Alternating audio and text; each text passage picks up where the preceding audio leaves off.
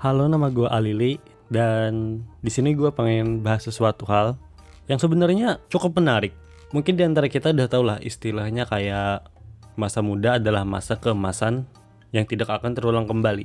Cuma di sini gue pengen bahas lebih dalam deh. Emang beneran masa remaja itu adalah masa keemasan? Ambil contoh ke remaja AI ini. Coba kita tanya, gimana kesehariannya dan apa aja yang biasa dia lakuin buat ngabisin waktu? Mabar, Oke, terus? scroll IG. Oke. Terus gimana lagi? Ya kadang suka kepoin cewek sih, ngechat gitu kan. Jadi lu pacaran? Enggak juga sih. Oh wow, emang masa yang keemasan ya? Diem loh, mau bahas apa sih? Enggak, gua ngerasa sayang aja kalau lu ngabisin waktu keemasan lu buat hal-hal yang kayak gitu doang. Emang ada yang lebih baik? Ada yang lebih baik. Apa itu, jadi pengen tahu? Biasakan baca buku. Oh, Gah, males, bosenin, mending nonton film. Emang film kayak apa? The Hunger Games? Itu dari buku. Lah, Lord of the Rings. Buku juga.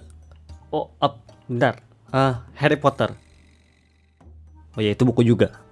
Gue jadi heran, kok bisa sih orang nikmatin baca buku? Padahal kan tulisan doang. Iya, tulisan doang. Dan justru karena itu, kita tuh jadi bebas mengimajinasikan setiap kata sama kalimat yang kita baca. Dan gak terbatas sama visual sama suaranya. Ketika membaca, otak kita bekerja kayak olahraga. Kita bisa memikirkan hal-hal yang tertulis ketika membaca. Padahal bendanya gak ada dan suaranya pun gak ada. Cuma otak kita yang bekerja. Otak kita tuh bekerja memvisualkan, mensuarakan setiap kata yang kita baca. Itu yang biasanya disebut dengan theater of mind. Membaca itu melibatkan beberapa fungsi otak, seperti visual, auditory processing, phonemic awareness, kefasihan, pemahaman, dan lain-lain. Ketika membaca, mata kita melihat ke arah kata-kata. Terus, otak memproses gambarnya dan menerjemahkan kata-kata itu ke konsep yang udah kita pahami, sambil menghubungkan ke pemahaman baru dalam prosesnya. Gue masih nggak nangkep. Ada contohnya nggak? Kita ambil contoh. Semisal kata onta, itu bisa diterjemahkan ke sepeda onta, burung onta, poli. Kata-kata yang kita pahami tadi bisa terhubung ke hal baru. Misalkan, sepeda onta, orang naik sepeda, ketemu sama burung onta larinya cepet, terus mereka balapan. Cuma dari satu kata onta doang, bisa kepikiran sampai segitunya. Membaca buku juga menambah pembendaharaan kata kita. Sebagai contoh, sebelum membaca, kita belum tahu itu apa namanya sepeda onta. Yang kita tahu cuma sepeda sama onta, udah gitu. Tapi ketika kita menemukan buku yang membahas tentang sepeda onta, ternyata sepeda onta itu juga disebut dengan sepeda ontel loh. Jadi kita tahu lebih luas soal sepeda ontel yang ternyata juga disebut sepeda onta dan berbagai pengetahuan lebih dalam soal sepeda tersebut melalui buku. Sehingga kalau kita mendengar kata sepeda onta, itu nggak lagi jadi kayak sepeda sama onta gitu, tapi jadi jenis sepeda onta atau biasa disebut sepeda ontel. Kalau contoh gitu doang mah gue juga tahu. Ada contoh lain nggak yang lebih ekstrim dikit gitu? Katanya pembendaharaan katanya banyak. Masa gitu doang? Oh gitu. Kalau gitu lu tahu ini nggak? Lu tahu belulang? Hah? Ya belulang, tulang belulang kan? Bentuk jamak dari tulang? Salah. Lo kan cuma menyimpulkan dari konteks tulang belulang kan? Padahal, belulang itu bisa artinya kematian. Hah? Kok bisa? Karena belulang itu artinya sebenarnya itu kulit yang mengeras. Jadi bukan bentuk jamak dari tulang, tapi kata tulang belulang itu artinya tulang beserta kulit-kulit yang membalutnya. Jadi, tulang belulang itu ya bisa dibilang mayat yang mati membusuk. Oke, udah. Itu kelewatan. Katanya mau yang ekstrim. Tapi ya udah. Intinya tuh lo udah tau lah. Kalau baca buku tuh bisa menambah pembendaharaan kata. Dan itu bermanfaat buat otak kita. Makanya gue pengen ngajakin lo biasain baca buku. Daripada ngabisin waktu mabar, scroll IG, kudain cewek. Apaan sih? Emang yang lo omongin tadi ada buktinya? Ada kok. Gini loh. Padahal kata-kata yang gue bilang tadi Masa muda adalah masa keemasan yang tidak akan terulang kembali. Itu beneran loh. Secara sains malah. Ya terus apa urusan ketika lo muda, otak lo tuh lagi encer-encernya. Gampang belajar hal baru. Makanya di sains itu ada disebut namanya fluid intelligence. Itu kemampuan lo buat berpikir abstrak, memecahkan masalah, mengenali pola, sama mempelajari hal baru. Oke, bentar. Emang yang lo sebut apa tadi? Fluid intelligence? Emang ada buktinya? Terdapat penelitian yang menyatakan bahwa puncak fluid intelligence ada pada sekitar umur 20. Walaupun dalam penelitian yang lebih baru, hasilnya tidak sesederhana itu, tapi terdapat data yang jelas yang menyatakan bahwa kecepatan memproses informasi itu berada pada puncaknya saat umur 18 atau 19 tahun sebelum akhirnya mulai menurun. Tapi tenang, ada cara buat meningkatkan fluid intelligence biar menjaga otak lo tetap encer. Menarik. Gimana caranya? Biasakan baca buku. No thank you. Bentar. Sini. Enggak, masalahnya ngapain dan kok bisa? Biar gue jelasin. ada penelitian lain yang menyatakan membaca dapat meningkatkan fluid intelligence. Jika demikian, hal itu juga bisa berlaku sebaliknya. Ketika fluid intelligence kita meningkat, maka kemampuan kita dalam memahami bacaan kita pun menjadi lebih baik. Di masa keemasan fluid intelligence, yakni di masa muda, berarti lo punya kesempatan bagus buat mempelajari hal baru. Daripada nge-scroll IG, ngekepoin sosmed, galau sendiri gara-gara gagal dapetin cewek, mending lo baca buku. Pelajarin aja hal-hal baru, mumpung masih muda, mumpung otak masih encer-encernya. Oke. Tapi gini, gue kepikiran, bukannya sekarang udah ada Google, ngapain repot-repot baca buku? Menarik, tapi lo paham gak yang lo baca di internet? Lo beneran paham gak konsepnya kayak gimana? Terus, yakin gak itu bukan hoax? Yang penting dapat jawabannya. Daripada susah-susah mikir pas baca buku, tepat. Pas baca buku, otak kita beneran kerja buat mikir. Ada pepatah kayak gini, membaca bagi pikiran seperti olahraga bagi tubuh. Jadi kalau misalkan lo cari jawaban di internet, iya lo langsung dapet, tapi otak lo jadi nganggur. Yang kayak gini nih namanya cognitive masterliness sih. Lo jadi kebiasaan nyari informasi dari luar, nyari jawaban instan, tapi infonya belum tentu bener.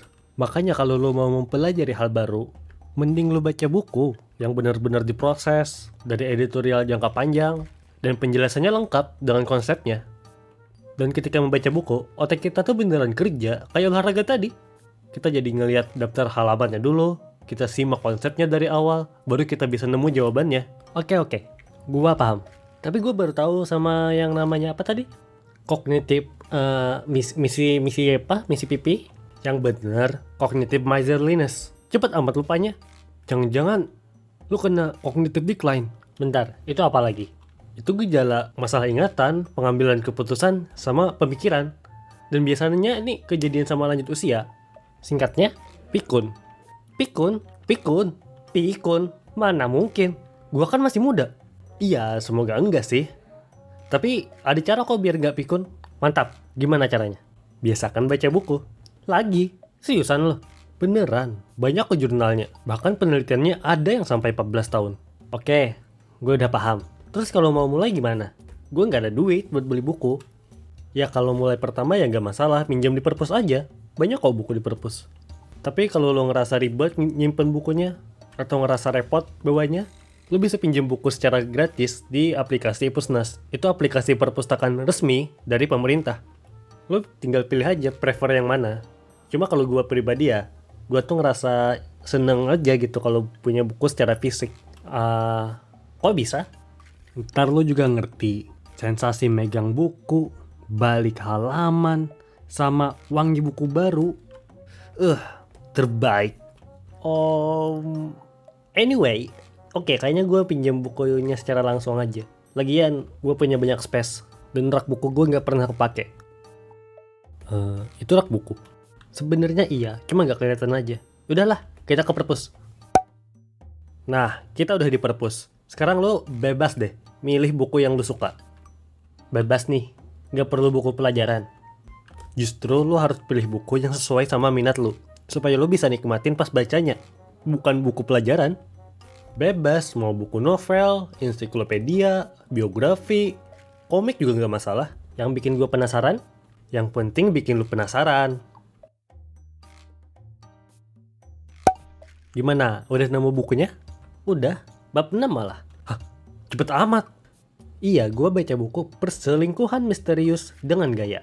Apa? Bentar, buku apa tadi? Perselingkuhan? Iya, buku Agatha Christie. Oh alah buku itu, lu terjemahin secara literal. Yoi. Tapi intinya, lu udah nemu buku yang bikin lu penasaran. Waktu emang gak kerasa ketika lu udah santai dan relax pas baca buku.